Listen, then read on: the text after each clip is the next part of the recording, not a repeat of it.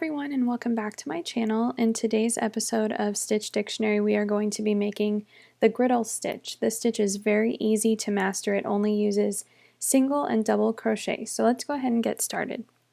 In this tutorial, I will be using some Lion Brand Woolies Thick and Quick and my NP 10mm hook, which is the hook size that my yarn recommends. You can do the griddle stitch with any weight yarn, just make sure that your hook size corresponds to the yarn weight that you are using. Go ahead and begin with a slip knot. Insert your hook in the loop and tighten the slip knot onto your hook. And begin with a chain. You're going to want to chain an even number of chains. So any even number will work. This will be the width of your finished piece. I'm just going to make a swatch that will come out to be about 11 by 11 inches.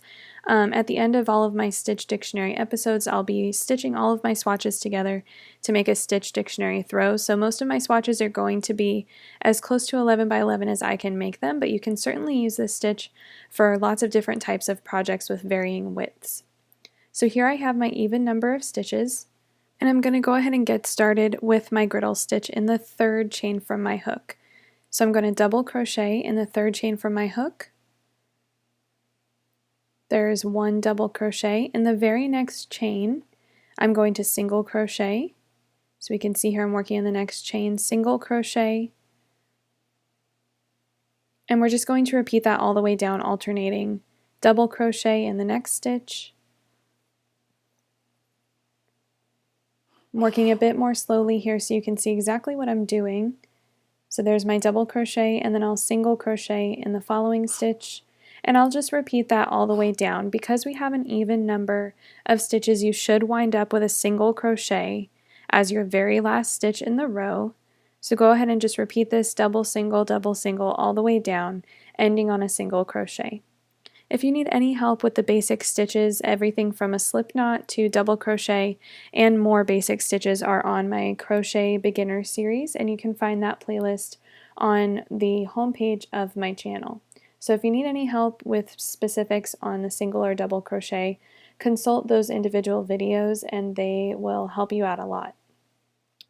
Once we have alternated single and double crochet all the way down, we're just going to be repeating this row 1, until we have the length that we want. And here I've worked my last single crochet, and we can see how row 1 should be looking. It might look a little bit uneven at this point, but after we work row 2, that kind of bumpiness on the tops of our stitches will even out. So you can see here I have a single crochet in the very last stitch. I'm going to chain up 2. We will always chain up 2. I'm going to turn my work so that we can work from right to left as always. And then I'm just going to double crochet in the very first stitch right next to my chain 2. Make sure you're not skipping a stitch here. I have a double crochet, and then I'm going to single crochet in the next stitch, double crochet in the following stitch, and we can see here that I'm double crocheting on top of what is a single crochet in row 1, and vice versa for my single crochets. So I will always have a double on top of a single and a single on top of a double. So we can see here that that's a double crochet from row 1, and in my sequence I'm ready for a single crochet to lie on top of it. So the way that the griddle stitch works is that these alternating single and double crochets will line up in an alternating pattern both horizontally and vertically, and what that will do is create a nice kind of subtle texture. It's not really bumpy texture to this stitch, but it does create a little bit more interest than just a flat piece of crochet fabric would. So we can see here that there's a lot more texture going on, a little bit of bumpiness. It's hard to tell in a video, but in person especially, you can really see how these single and double crochets on top of each other really start to create this lovely griddle stitch texture. So go ahead and finish all the way down.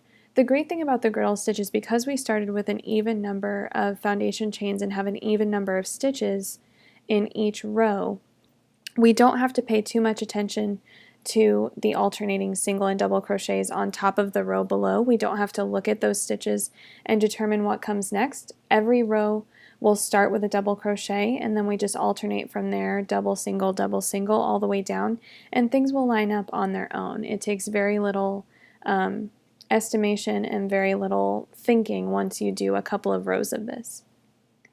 So here we can see I finished row 2. I have a single crochet once again in my very last stitch. You should always end with a single crochet, and we can see how the fabric is working up.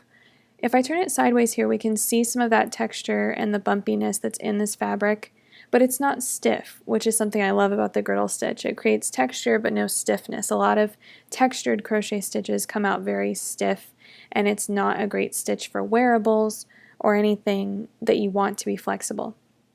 So starting row 3, once again, I've chained up 2 and I've worked a double crochet in the first stitch and a single crochet in the next stitch, double crochet and single crochet. And I'm just going to keep repeating this row over and over again until I have the desired length that I want, which for me is about 11 inches in both width and length. The griddle stitch is great for hats, scarves, afghans, and any other crochet project. I hope you guys enjoyed this episode of Stitch Dictionary. Make sure that you subscribe to my channel so that you don't miss out on any more free crochet patterns. Give a thumbs up to this video and leave me a comment if you have any comments or questions. Thanks for watching.